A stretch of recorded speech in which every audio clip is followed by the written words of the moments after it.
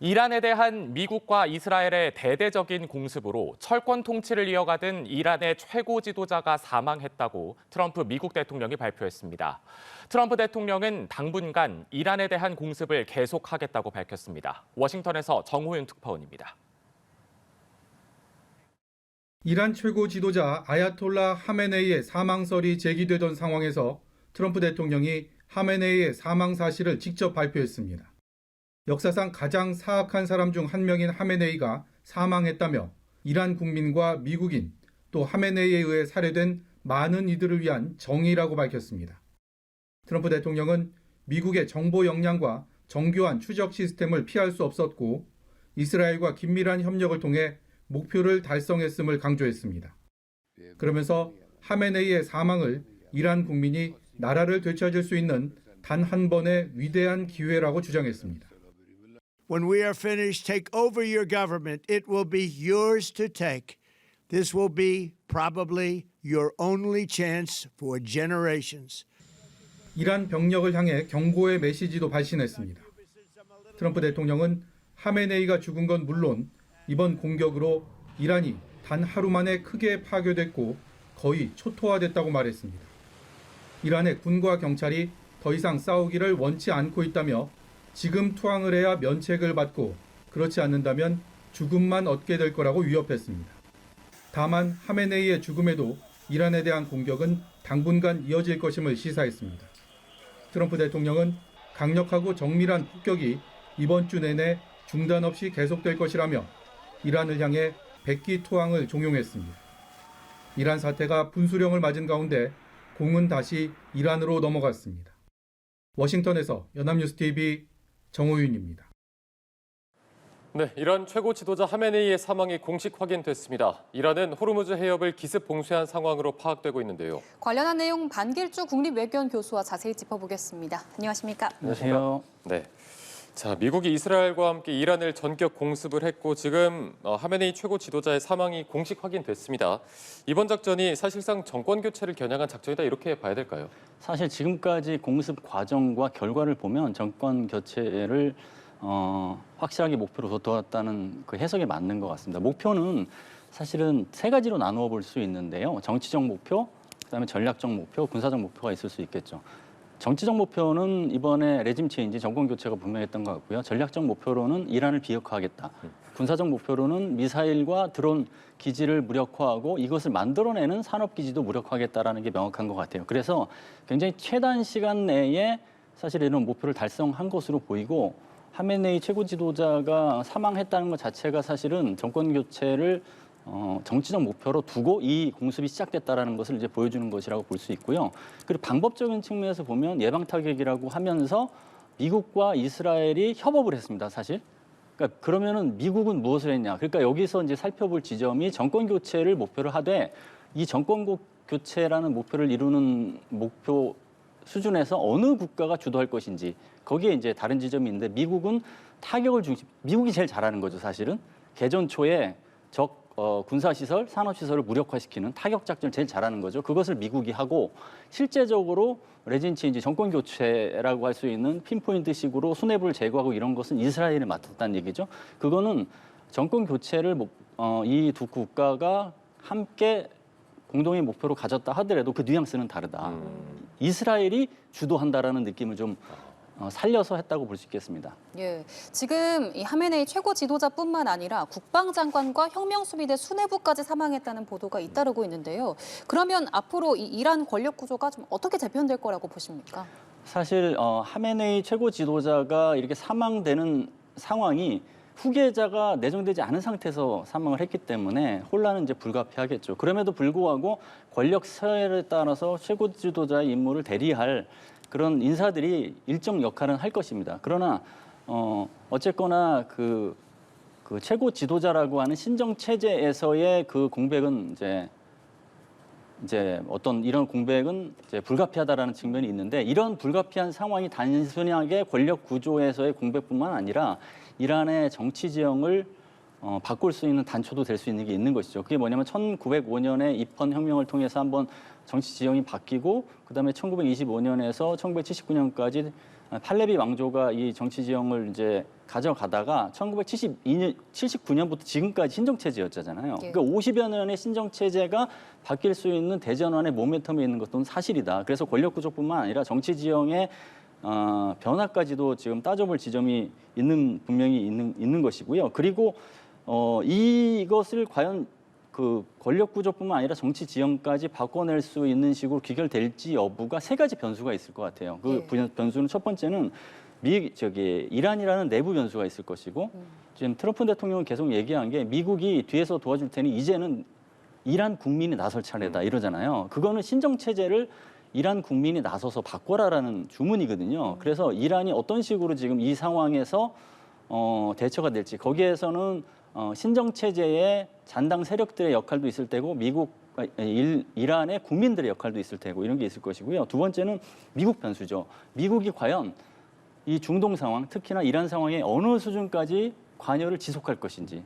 갑자기 발을 빼버리면 동력이 약화되잖아요. 그것도 분명히 변수가 있을 것이고, 마지막에 이제 아랍 변수입니다. 아랍이 이 상황에 대해서 어느 입장을 내고 지금 이란의 어떤 그 공백을 메울 단기적인 리더십에 대해서 어떤 연대를 가져갈 것인지, 이거에 따라서 파급력은 다를 것이라고 봅니다. 네, 좀 변수가 굉장히 많은 상황에서 어쨌든 이란도 공습을 받고 나서 반격에 나서긴 했습니다. 이스라엘의 도시나 중동 내에 있는 한 14개 미군 기지를 공격했지만 무력화됐다 이렇게 전해지고 있는데, 이란이 글쎄요 계속 이런 좀 반격의 태도를 취할지 아니면 좀 항복하는 수순에 들어갈지 어떻게 전망을 해봐야 되겠습니까? 예, 결사항전이냐 아니면 항복이냐의 선택지에서 우선은 결사항전을 택할 수밖에 없겠죠. 그거는 이제 이란이 이제 신정 체제가 무너지는 것을 스스로 인정하는 상황이 되니까. 그러니까 라리자니 최고 국가안보회의 사무총장을 필두로 해서 항전의 의지를 지금 다지는 거잖아요. 그럼에도 불구하고 의지만으로 사실은 이런 상황을 타개할 수는 없는 것이죠. 그래서 결국은 물리적 역량이 어느 정도 되느냐, 그다음에 외부의 지원이 얼마나 되느냐가 단초가 될 거예요. 내부 역량에서 본다면 과연 이 미국과 이스라엘의 공습과 지속되는 작전에 어느 정도의 반격을 할 수 있는지, 대표적으로 3천여 개의 탄도미사일, 그다음에 수천여 개의 드론, 이런 것들을 얼마나 지속할 수 있을 것인지. 만약에 고강도로 반격에 나선다고 하면 이건 사실 일주일도 안 돼서 다 소진되거든요. 그러면은 이걸 계속 만들어낼 수 있는 사람 역량이 있는지예요. 그러면은 미국과 이스라엘의 타격이 이것을 얼마나 무력화시켰는지가 영향을 미치는 변수가 될 것이고요. 그리고 아랍 국가들, 중동 내 아랍 국가들이 기본적으로 미국과 이스라엘의 이런 타격에 대해서 반대 입장을 취했었어요. 그래서 예를 들어 사우디라든가 UAE 같은 경우에는 이란에 대한 타격을 할 때 자국의 영토라든가 땅을 활용하면 안 된다라고 하면서 분명히 반대 입장을 했음에도 불구하고, 그렇다고 미국과 척을 질 수 있느냐의 문제, 그것 때문에 고강도로 이란을 또 도와줄 가능성은 여전히 희박하거든요. 그렇게 따지면은 단기적으로는 결사항전을 하겠지만 그 결사항전을 과연 지속할 수 있을지는 유보해야 될 것 같습니다. 네, 알겠습니다. 지금 속보가 하나 들어왔는데요. 청와대가 이란 최고 지도자 하메네이 사망과 관련해서 동향을 예의주시하면서 재외국민 안전을 위한 다각적 조치를 취하고 있다고 밝혔습니다.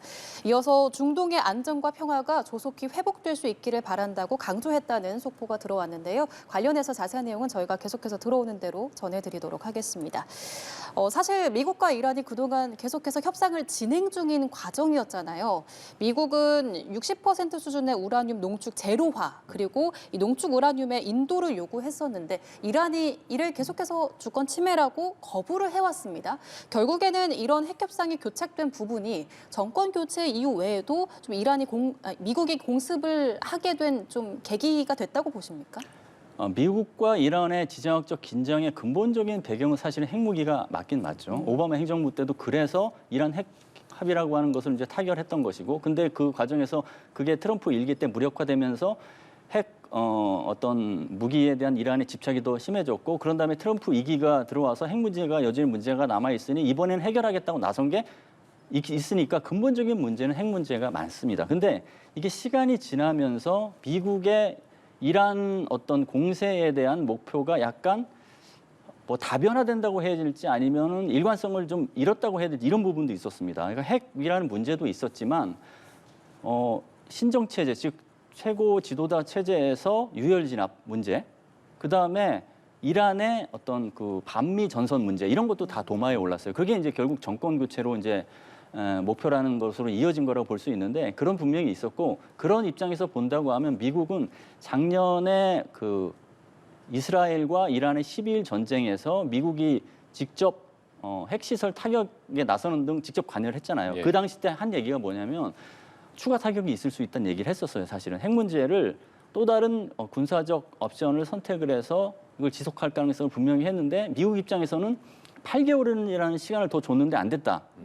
결국은 핵 문제가 중요하다는 것을 다시 한번 보여준 이번 사례가 그런 것이라고 볼 수 있고요. 다만 미국의 이란에 대한 이런 공세가 목표가 약간 혼선이 있었던 측면도 분명히 있기 때문에 과연 미국과 이란이 어느 정도의 협상의 진척이 있었다 하더라도 그 군사적 옵션이 실행됐을 가능성도 배제할 수 없다. 이렇게 평가할 수 있겠습니다. 네, 어쨌든 근본적인 배경은 핵무기가 맞는데 사실 핵 협상을 진행하는 와중에 미군이 전격적으로 공습을 했기 때문에 이런 행보를 두고 이제 트럼프 대통령의 어떤 정치적 일정, 특히나 11월 중간 선거를 앞두고 좀 그런 부분을 노린 게 아니냐 이런 해석도 있더라고요. 이 부분 어떻게 봐야 되겠습니까? 맞습니다. 지금 트럼프 행정부가 그 국내 정치적으로 불리한 여건에 있는 건 맞죠. 내부적으로 여러 문제들이 있고 뭐 그게 아이스 그 이민 단속국의 어떤 그 내부적인 문제 처리 과정에서 미국 시민이 사망하고 그 다음에 앱스타인 뭐 파일 문제 이런 것들 여러 가지가 포함돼서 국내 정치적으로 불리한 게 사실입니다. 근데 중간 선거는 이제 얼마 빠르게 다가오고 있고 예. 그래서 이대로 가면 중간 선거가 패배할 것이 명확하다. 그러면 이길 수는 없다면 최소한 트럼프 지지 세력의 이탈만은 막아야겠다라는 셈법이 작동했을 가능성은 있습니다. 그래서 그것을 이제 외부의 위력을 부각시켜서 내부의 결속을 다지는 이 관심 전환 전쟁의 어떤 접근법의 기대 효과를 노렸을 가능성도 분명히 있습니다. 그리고 베네수엘라를 대상으로 한 확고한 결의 작전에서도 그런 효과를 좀 봤거든요. 4%가 지지율이 올랐습니다. 그러니까 차별화된 대외 정책을 그러니까 트럼프만이 할 수 있는 차별화된 대외 정책을 통해서 국내 지지 세력의 결집을 노린다. 이런 기대의 효과가 분명히 있을 가능성이 있고 그리고 사실은 트럼프 행정부는 국내 정책이든 아니면 대외 정책이든 항상 국내 청중을 항상 바라보거든요. 이런 행동이 국내 청중에게 어떻게 전달되고 어떤 효과로 이어질지를 항상 계산하기 때문에 그런 효과도 염두에 두었을 가능성을 배제할 수 없습니다. 네. 예, 이런 상황에서 이란 이슬람 혁명 수비대가 이 호르무즈 해협을 봉쇄를 하면서 유가 급등 우려가 커지고 있는 상황입니다. 현재 중동 항로, 하늘길 다 막혀 있는 상황인데 이런 상황이 경제적으로 미치는 영향도 굉장히 클 것 같아요. 사실 호르무즈 해협은 이제 초금 포인트라고 하는데 어떤 그 교통로에 있어서 핵심 지역을 막으면 이제 모든 게 차단되는. 그래서 이란 입장에서는 지정학적 어떤 환경을 이용해서 호르무즈 해협을 초크 포인트에 전략화해서 이것을 세계에 호소하는 것이죠. 사실은 미국이 이렇게 이란에게 압박을 하면 우리도 호르무즈 해협을 이제 봉쇄할 수밖에 없다. 그렇게 함으로써 국제사회가 미국이 그렇게 하지 못하도록 단속하는 역할을 주문하게끔 계속 활용해 왔습니다. 그래서 이번에도 그런 차원에서 호르무즈 해협 봉쇄 카드를 꺼내 들었던 것이고요. 여기에는 사실은 우리나라가 이제 굉장히 큰 타격을 받지만 전 세계적으로 이 해협을 통해서 이제 원유가 30% 다니는데 이게 수급이 막히면 당연히 원유가 이제 상승할 수밖에 없잖아요. 원유가 이제 지금 배럴당 70달러라고 하는데 이게 장기화되면 뭐 100달러, 120달러, 심지어는 150달러까지 올라갈 수 있다는 얘기가 나오고 그리고 이런 원유를 활용한 여러 가지 산업이 있잖아요. 그 산업에도 사실은 산업 원가가 이제 올라가는 그리고 이게 장기화가 되면 금융시장 그리고 뭐 글로벌 공급망 전체에 영향을 미치기 때문에 파급 효과가 굉장히 크겠죠. 근데 미국도 이번에 공습 작전 하기 전에 이런 것을 다 따져봤을 것이라고 봅니다. 그래서 이 효과를 최소화하려면 정치적 목표와 전략적 목표를 빨리 완료해야 된다는 생각을 해서 하메네이 최고 지도자 암살에 굉장히 많은 무게를 두었을 가능성이 높고요. 왜냐하면 이제 이 최고 지도자가 사실 리더십을 발휘하지 못하면 호르무즈 해협에 대한 작전적인 실효성도 그다음에 지속 가능성도 떨어지는 그런 것을 노린 거라고 볼 수 있겠죠. 네.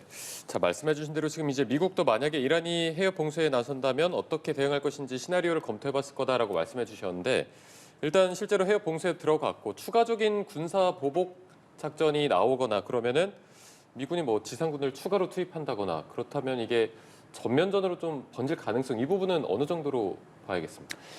미국이 지금까지의 다양한 국제 무대에서의 군사 작전을 통해서 터득한 게 있어요. 지상군 투입만은 최후의 선택지가 돼야 된다.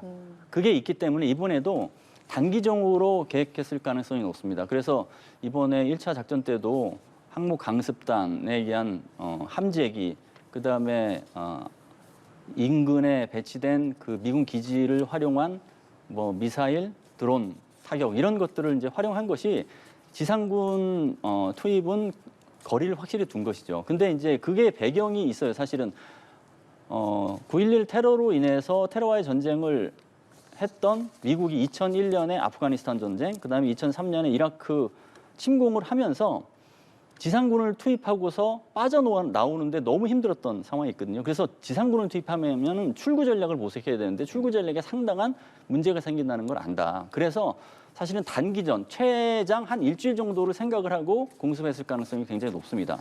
그리고 지금 미국 트럼프 행정부에서 국가안보 전략과 그다음에 국방 전략에서 내세우고 있는 게 서방부 전략이에요. 서방부의 세력권을 장악하려면 거기에 천착을 해야 되는데 여기에 또 얽매이면 원래 내세웠던 전략적 목표를 달성할 수 없기 때문에 단기전을 염두에 뒀을 가능성이 높습니다. 네, 이란은 지금 미국과 이스라엘의 공습으로 초등학교 등의 민간인 피해가 발생했다고 주장을 하고 있습니다.